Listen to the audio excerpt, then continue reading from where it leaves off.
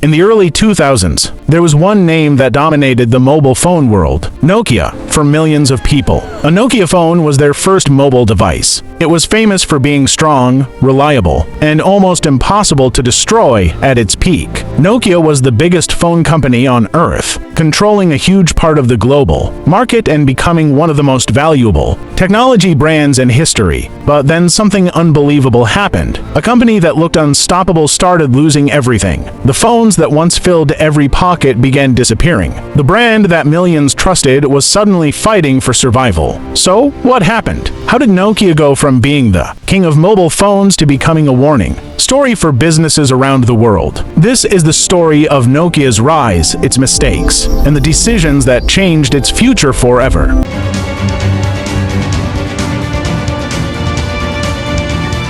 Before Nokia became the world's most famous phone company, it was far from a technology giant. The story began in 1865 in Finland when a businessman named Frederick I. Destim founded a small paper mill near the city of Tampere. At that time, nobody imagined that this company would one day change the way billions of people communicate. Over the years, Nokia expanded into different industries, including rubber, cables, electronics, and telecommunications. By the late 20th century, Nokia started focusing on one of the most important technologies of the future: mobile communication. In the 1990s, Nokia made a bold decision. It would focus almost entirely on mobile phones. That decision transformed the company. Nokia introduced phones that were simple, reliable, and easy for people around the world to use. Their devices became famous for strong batteries, durability, and user-friendly designs. Then came the moment that changed everything. The mobile phone was no longer just a tool for businesses. It became something ordinary people wanted to own. Nokia was ready. Millions of customers chose Nokia phones, and the company quickly became the leader of the global mobile market. By the early 2000s, Nokia was not just selling phones, it was creating a lifestyle. The famous Nokia ringtone became one of the most recognizable sounds on Earth. For many people, Nokia represented trust and success. But while Nokia was celebrating its victory, a new revolution was quietly beginning. A revolution that would completely change the future of mobile phones.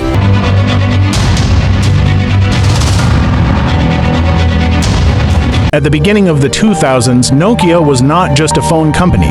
It was a global phenomenon. People everywhere knew the name Nokia, from Europe to Asia, Africa to America. Nokia phones were everywhere. The company had built something its competitors could only dream of: trust. One of the biggest reasons for Nokia's success was its understanding of what customers wanted. People wanted phones that were simple, affordable, and reliable.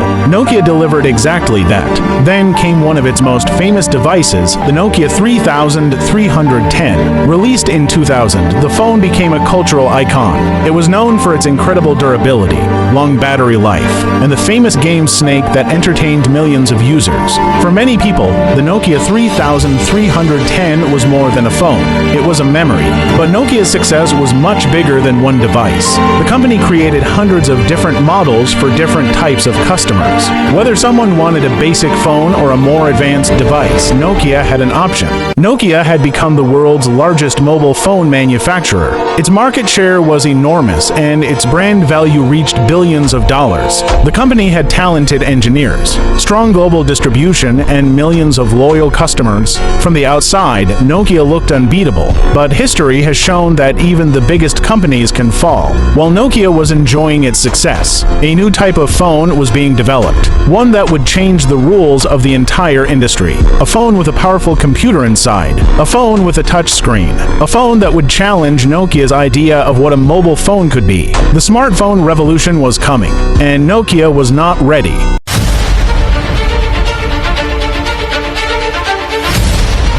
In 2007, the mobile phone industry changed forever. On a stage in California, Apple introduced a device that looked completely different from the phones people were used to.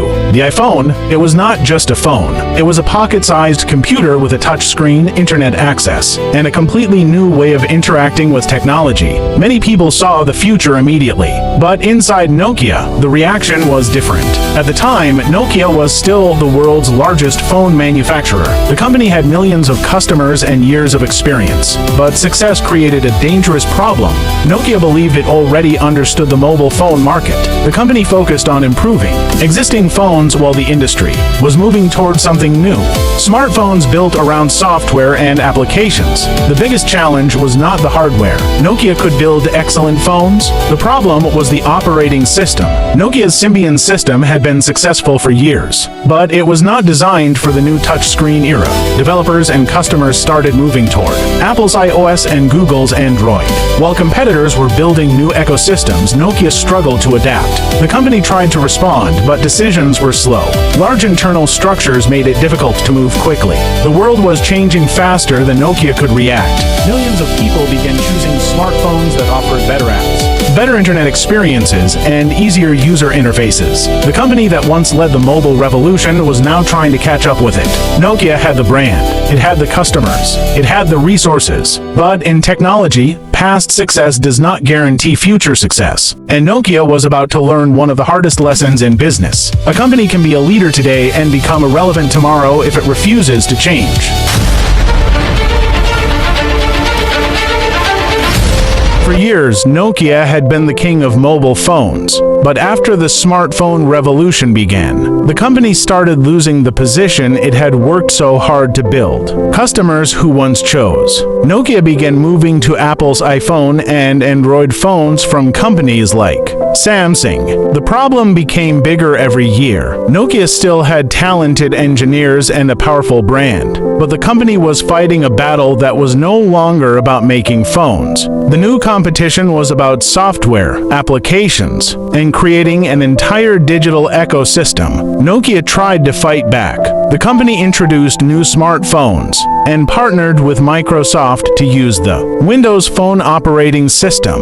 It hoped this partnership would help it compete with Android and iOS. But the market had already moved. Developers were creating apps for Apple's App Store and Google's Play Store, while Windows Phone struggled to attract the same level of support. Without enough apps, many customers avoided the platform. Without enough customers, developers had less reason to create apps. It became a difficult cycle to break. Nokia's phone business continued to decline, and in 2013, Microsoft announced a deal to acquire Nokia's mobile phone business. The company that once dominated the world of mobile phones was no longer in control of its own future. It was a shocking moment for the technology industry. A brand that had connected billions of people was now remembered as one of the biggest examples of how quickly technology can change. But Nokia's story was not simply about failure. It was a lesson that even the strongest companies must continue to innovate, listen to customers, and adapt to change.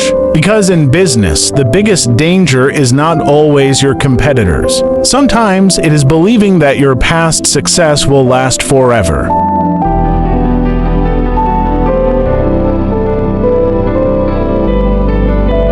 The story of Nokia is not just a story about a company that lost its position. It is a story about change. Nokia's journey teaches businesses around the world some important lessons. Lesson 1. Never stop innovating.